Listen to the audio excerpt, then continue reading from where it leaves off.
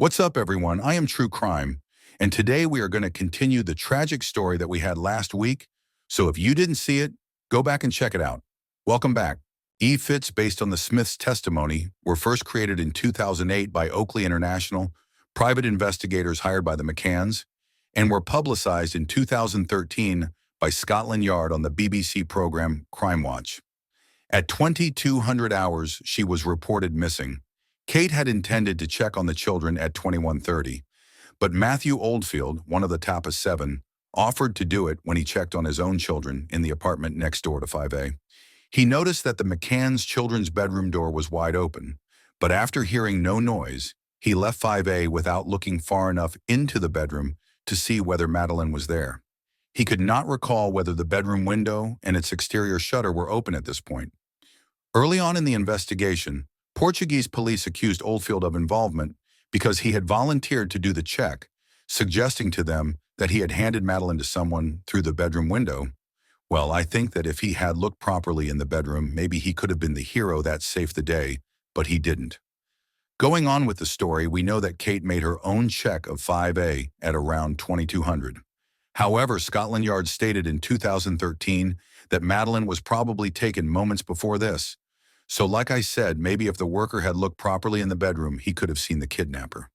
So, Kate recalled entering the apartment through the unlocked patio doors at the back and noticing that the children's bedroom door was wide open. When she tried to close the door, it slammed shut as though there was a draft, which is when she saw that the bedroom window and its shutter were open. Madeleine's cuddle cat and blanket were still on the bed, but Madeleine was gone. After briefly searching the apartment, Kate ran back towards the restaurant screaming, "Madeleine's gone! Someone's taken her!"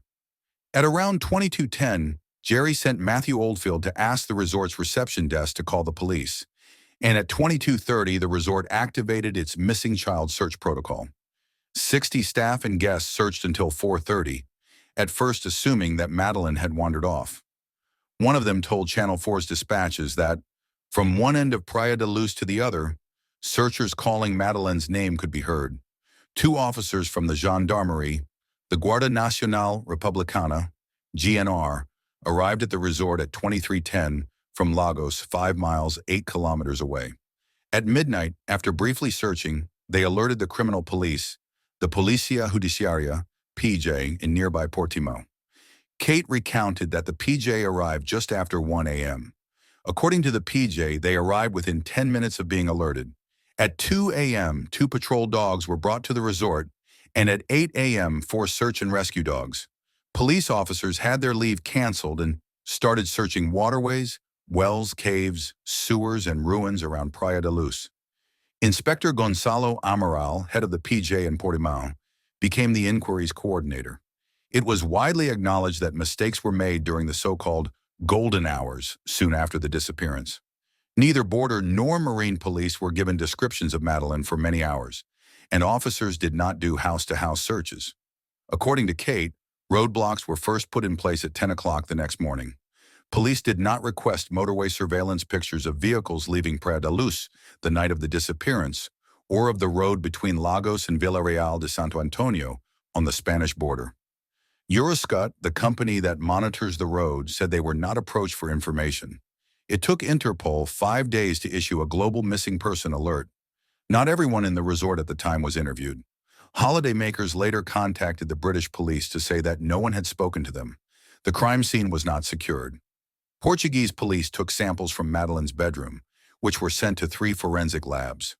It was reported on the 1st of June 2007 that DNA from one stranger had been found, but around 20 people had entered apartment 5A before it was closed off, according to Chief Inspector Olegario de Sousa of the PJ. According to Kate, an officer placed tape across the doorway of the children's bedroom, but left at 3 a.m. without securing the apartment.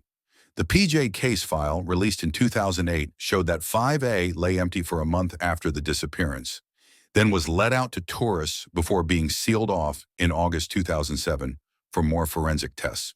A similar situation arose outside the apartment when a crowd gathered by the front door of 5A, including next to the children's bedroom window, through which an abductor may have entered or left, trampling on evidence. An officer dusted the bedroom window's exterior shutter for fingerprints without wearing gloves or other protective clothing. In the United Kingdom, it was agreed that Madeleine's home force, Leicestershire Police, led by Chief Constable Matt Baggett, would coordinate the British response, although it remained a Portuguese inquiry. A strategic coordinating group, or GOLD group, was put together, representing Leicestershire Police, the Serious Organized Crime Agency, the Child Exploitation and Online Protection Center, and the National Police Improvement Agency. The PJ gave a British team a room in which to work, but apparently resented their presence. British police were used to feeding their data into Homes 2, the Home Office Large Major Inquiry System. In Portugal, the information was collected in boxes. In addition, the PJ had less autonomy than the police in the UK, often having to wait for magistrates' decisions, which slowed things down. In an interview for Anthony Summers's and Robin Swan's book Looking for Madeleine, 2014, Jim Gamble, head of CEO at the time, said Portuguese police felt they were being condescended to and that the British were acting as a colonial power. A PJ officer acknowledged in 2010 that Portuguese police had been suspicious of the McCann's from the start because of the media circus. Jerry told Vanity Fair in 2008 that he had decided to market Madeleine to keep her in the public eye. To that end, a string of public relations consultants arrived in Praia da Luz, deeply resented by the local police, who saw the media attention as counterproductive. Alex Woolfall of the British PR firm Bell Pottinger, representing Mark Warner Limited, dealt with the media for the first 10 days. Then the British government sent in press officers. This was apparently unprecedented. The first government press officer was Sherry Dodd, a former Daily Mirror journalist, who was followed by Clarence Mitchell, Director of Media Monitoring for the Central Office of Information. When the government withdrew Mitchell, the McCann's hired Justine McGuinness, who was reportedly headhunted for the job.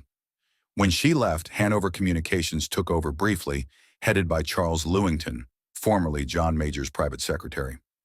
In September 2007, Brian Kennedy of Everest Windows stepped forward as a benefactor and offered to cover Mitchell's salary so that he could return.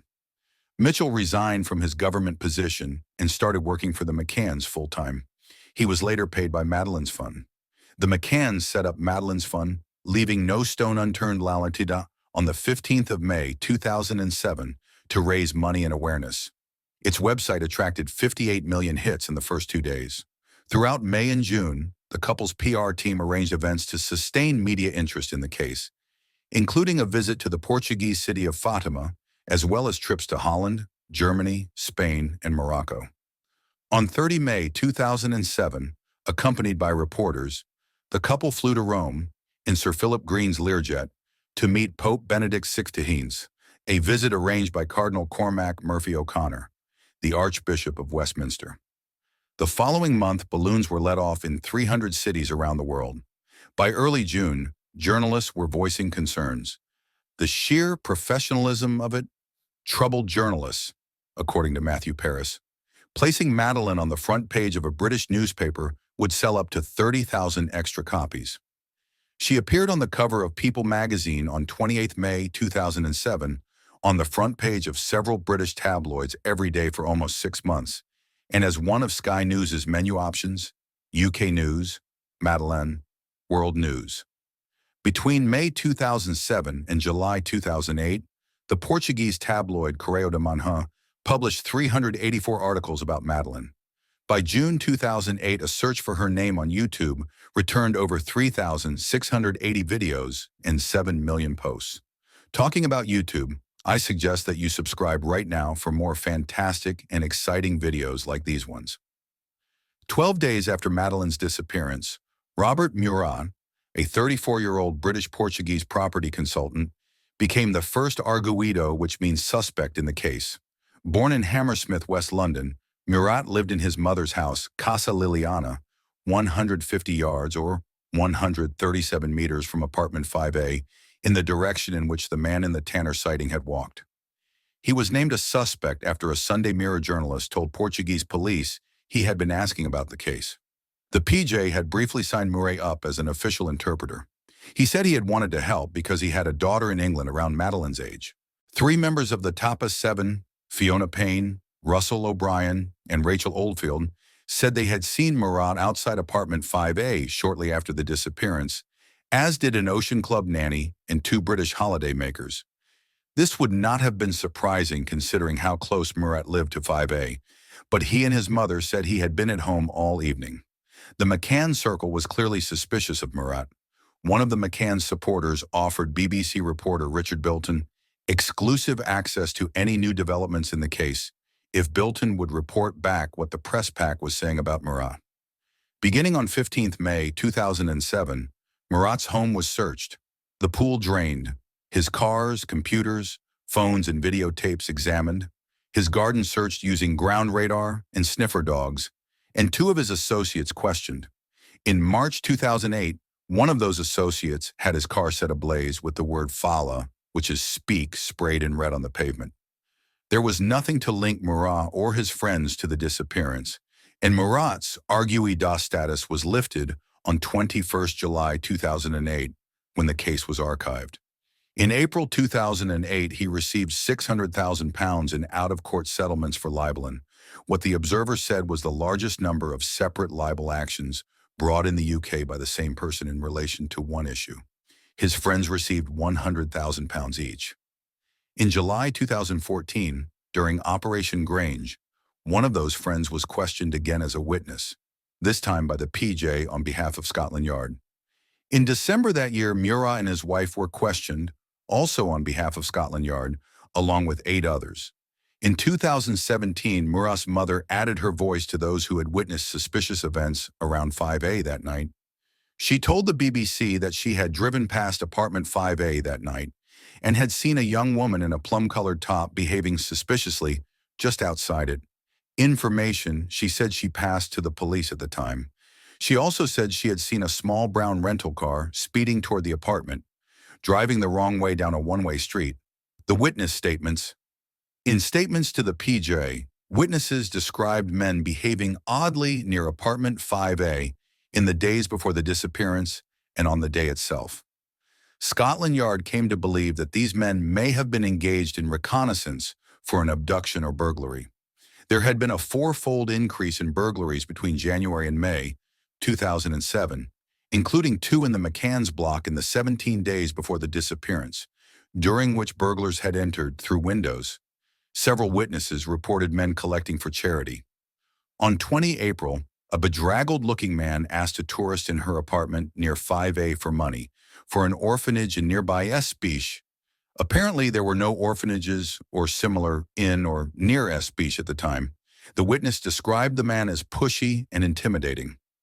On 25th or 26th April, the tourist who rented apartment 5A before the McCann's found a man on his balcony who had entered via the steps from the street.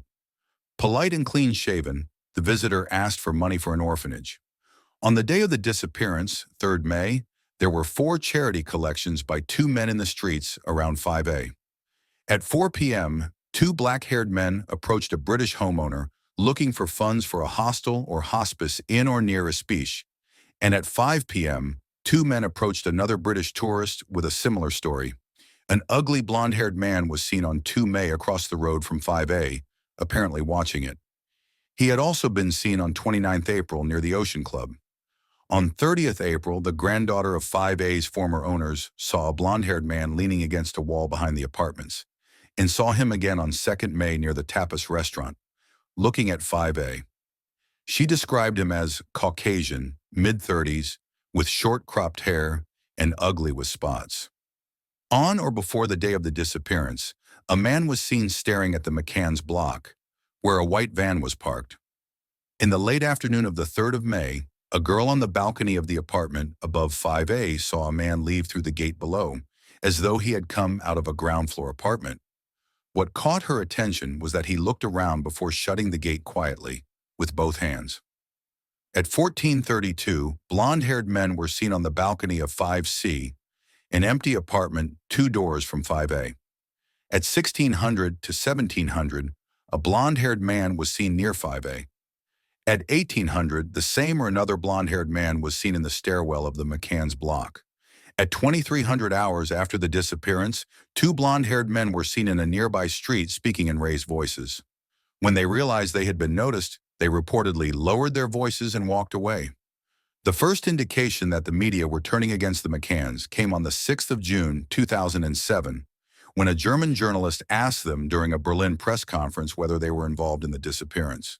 On June 30th, a 3,000-word article entitled "The Madeleine Case, A Pact of Silence" appeared in Sol, a Portuguese weekly, stating that the McCanns were suspects, highlighting alleged inconsistencies between their statements and implying that the Tanner sighting had been invented. The reporters had obtained the Tapa 7's mobile numbers and that of another witness, so it was apparent that the inquiry had a leak. This and later articles in the Portuguese press, invariably followed up in the UK, made several allegations, based on no evidence, which would engulf the McCanns for years on social media. They included that the McCanns and Tapa 7 were swingers, that the McCanns had been sedating their children, and that the group had formed a pact of silence regarding what had happened on the night of the disappearance. Much was made of apparent inconsistencies within and between the McCanns and Tapa 7 statements. The police had asked the group questions in Portuguese, and an interpreter had translated the replies. According to Kate, the statements were then typed up in Portuguese and verbally translated back into English for the interviewees to sign. Among the inconsistencies was whether the McCanns had entered the apartment by the front or back door when checking on the children. According to the PJ case file, Jerry stated during his first interview on the 4th of May 2007 that the couple had entered 5A through the locked front door for his 2105 and her 2200 checks, and in a second interview on the 10th of May that he had entered through the unlocked patio doors at the back. The patio doors could be unlocked only from inside, so the parents had left them unlocked to let themselves in. There was also an inconsistency about whether the front door had been locked. Jerry told the Sunday Times in December 2007 that they had used the front door earlier in the week, but it was next to the children's bedroom, so they had started using the patio doors instead. The PJ also questioned why, when Kate discovered Madeleine was missing, she had run to the tapas restaurant, leaving the twins alone in 5A, when she could have used her mobile phone or shouted to the group from 5A's rear balcony. Another issue was whether the exterior shutter over Madeleine's bedroom window could be opened from outside. According to journalist Danny Collins, the shutter was made of non-ferrous metal slats on a roller blind that was housed in a box at the top of the inside window, controlled by pulling on a strap. Once rolled down, the slats locked in place outside the window and could be raised only by using the strap on the inside. Kate said the shutter and window were closed when Madeleine was put to bed, but open when she discovered Madeleine was missing. Jerry told the PJ that when he was first alerted to the disappearance, he had lowered the shutter, then had gone outside and discovered that it could be raised only from the outside. Against this, Portuguese police said the shutter could not be raised from the outside without being forced, but there was no sign of forced entry. They also said forcing the shutter open would have caused a lot of noise. The apparent discrepancies contributed to the view of the PJ that there had been no abduction. Kate's shout of, "They've taken her," was viewed with suspicion, as though she had been trying to lend credence to a false abduction story. Particularly from August onwards, these suspicions developed into the theory that Madeleine had died in apartment 5A as a result of an accident, perhaps after being sedated to help her stay asleep, and that her parents had hidden her body for a month before retrieving her and driving her to an unknown place in a car they had hired over 3 weeks after the disappearance. In 2010, Carlos Anjos, former head of the Police Detectives Union in Portugal, told the BBC program Panorama that most Portuguese investigators still believe Madeleine had died as a result of an accident in the apartment. Portugal sends a letter rogatory. On 28th of June 2007, the McCanns suggested to the PJ that the police request help from Danny Krugel, a South African former police officer who had developed a matter orientation system, a handheld device that he claimed could locate missing people using DNA and satellites. On hearing about this years later, one scientist said it had caused his BS detector to go off the scale. Kate wrote in 2011 that Krugel's claims made no sense, but the couple were desperate. In the second week of June, they sent Krugel hair and eyelashes from Madeleine collected from the McCann family home by relatives in the UK. Krugel arrived in Praia da Luz on the 15th of July and told the McCanns his equipment had picked up a static signal in an area of the beach near the Rocha Negra cliff. The officer in charge of the PJ inquiry, Inspector Gonzalo Amaral, interpreted Kate's support of Krugel as a ploy. By this point, he believed the McCanns were involved in the disappearance, and that Kate was using Krugel. She had also considered using psychics to disclose the location of her daughter's body without compromising herself. With this in mind, the PJ sent a letter rogatory to the British police to ask for assistance in their search for Madeleine's body. In response, Mark Harrison, the National Search Advisor for the MPIA, arrived in Praia da Luz, walked around the search areas, and flew over them by helicopter. Describing Krugel's ideas as highly unlikely, Harrison's report, dated 23 July 2007, said that 100 officers had searched up to 9.3 miles or 15 kilometers around Praia da Luz, but that the officer in charge and most of the team had no training in search procedures, with the exception of a search and rescue team from Lisbon. Search dogs had been used, but after 5 days instead of within 2 days, as the handlers recommend. Harrison suggested searching the beach and shoreline, an open area near the village, Robert Murat's property, apartment 5A, the Tapa 7's apartments, and any hired vehicles. He recommended using ground-penetrating radar and bringing in Keela and Eddie, 2 Springer Spaniel sniffer dogs from South Yorkshire. British sniffer dogs arrive at the scene. Keela was a forensic investigation dog trained to give her handler, Martin Grime, a passive alert to the scent of human blood by placing her nose close to the spot, then freezing in that position. Eddie was an enhanced victim recovery dog, EVRD, or cadaver dog, who gave a bark alert to the scent of human cadavers, including shortly after the death of the subject, even if the remains were buried, incinerated, or in water. He was trained to bark only in response to that scent and not for any other reason. The dogs arrived in Praia da Luz on 31 July 2007 and were taken to apartment 5A, nearby Wasteland, in the beach. Both dogs alerted behind the sofa in the living room of 5A, and Eddie gave an alert near the wardrobe in the main bedroom. There were no alerts on the beach or Wasteland. The PJ obtained warrants to search the house the McCanns had rented on Rua das Flores and the silver Renault Scenic the couple had hired 24 days after Madeleine went missing. The house and grounds were searched on the 2nd of August. The only alert was from Eddie when he encountered Cuddlecat, which was lying in the living room. Keela did not give an alert. The police left with boxes of the McCann's clothes, Cuddlecat, a pair of latex gloves, suitcases, a notepad, 2 diaries, including one that Kate had started after the disappearance. Don't forget to subscribe.